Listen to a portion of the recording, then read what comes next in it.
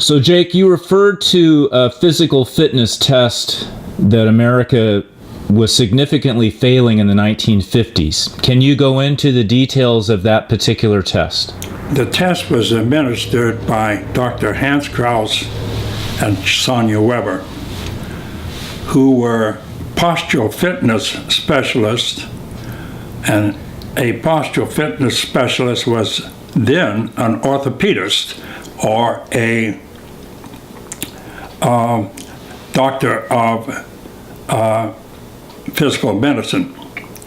They came up with a medical fitness test consisting of 5 items. They gave it to European children and to American children. The European children failed the test by approximately 12 to 15%. The American children failed the test 57%.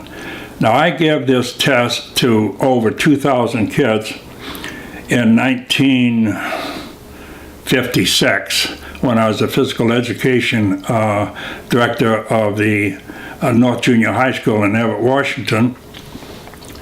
And my kids failed the test 60%.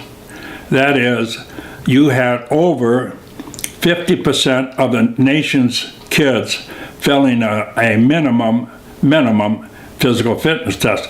Now, it was significant to President Eisenhower. Bonnie Pruden, one of the test assistants, walked the test over to President Eisenhower, who heard about it from a friend of his, and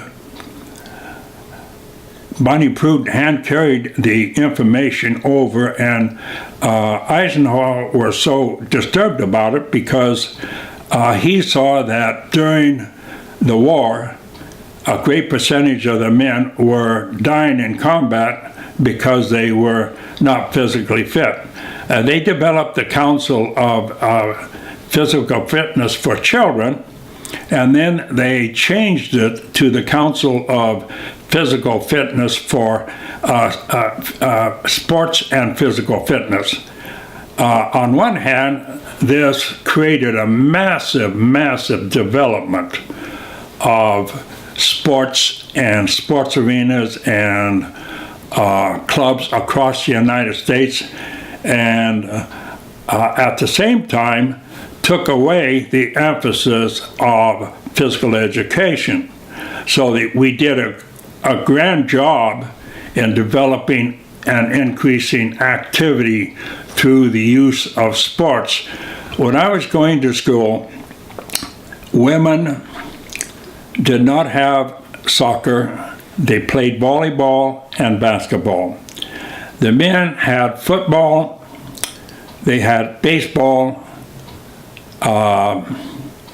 football, basketball, and track. Those were the 3 primary ones. Today, I was a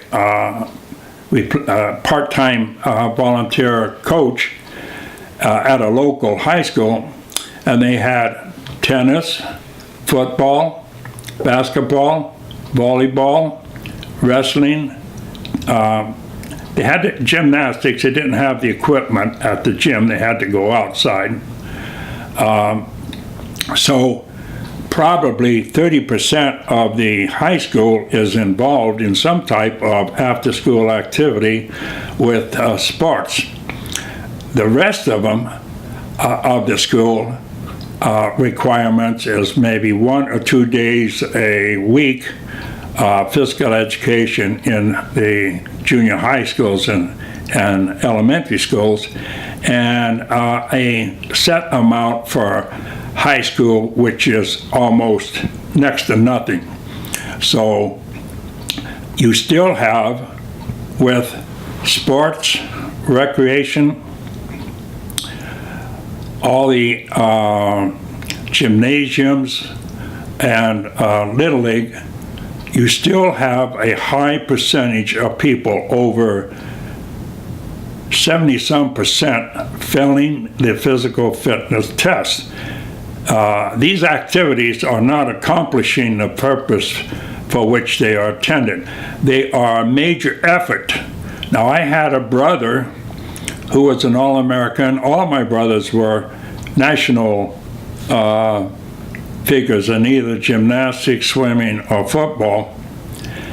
And I had one who graduated in 1950, I think it was somewhere around 1954 or 5, from the University of Washington. He was the captain of that team.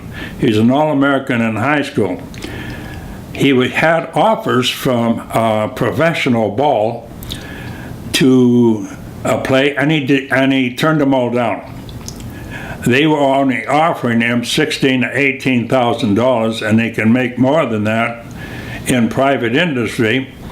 And he was 180 pounds, and they had just shifted from the 2-platoon system in football, which means you didn't need an all-around football player, you had platoons.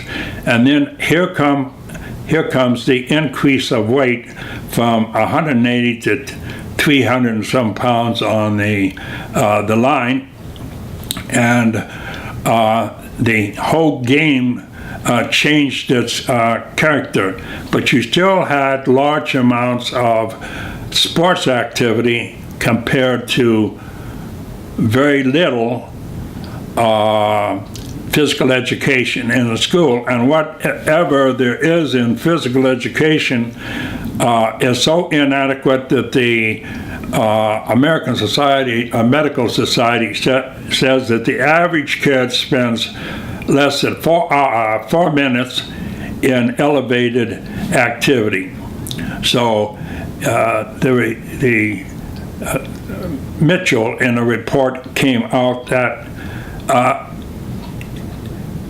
if the nation is so subpar and physically fit, that it accounts for well over 50% of the medical costs to administer it.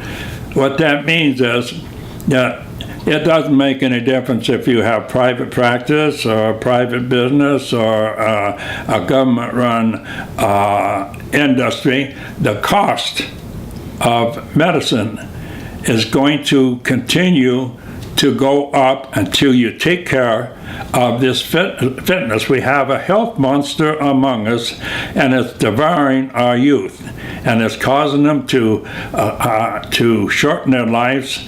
The Swedish study came out with a report that if you are subpar physically fit, your fitness, you are 3 to 4 times more likely to die early than the fit person.